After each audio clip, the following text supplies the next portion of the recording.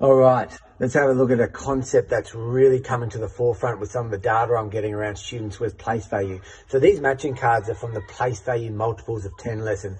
Sensational lesson. They're the spares over there. What I want to talk about is the difference between kids skip counting in tens. So if we look here, 10, 20, 30, 40, 50, 60, 70, 80, or being able to look at a number like 80 and say that there are 8 tens. And knowing there's 8 tens because when we look at the tens one structure, the 8 represents how many tens, and the ones, well, it doesn't really matter because there's not enough to make another 10.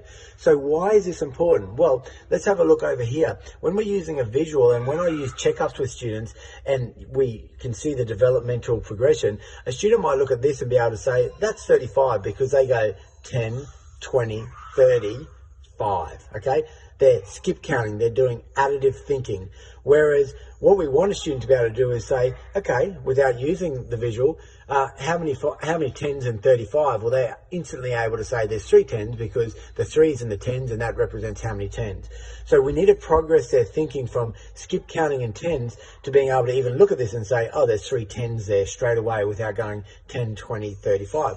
Why is that so important? Well, let's have a think about it. If I was to say 35 plus 23, what I'm showing here, a student with an early understanding, still thinking additively, might go 10, 20, 30, 40, 50, and then add the ones.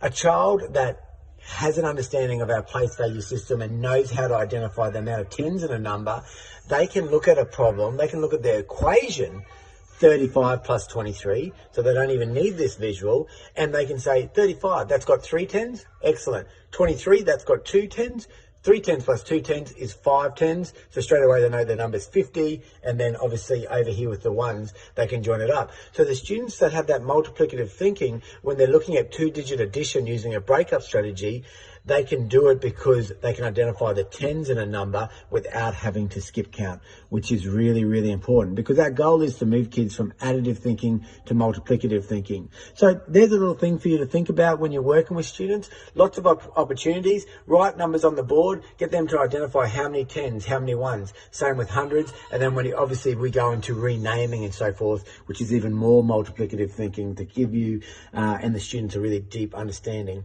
I hope that little tip helps.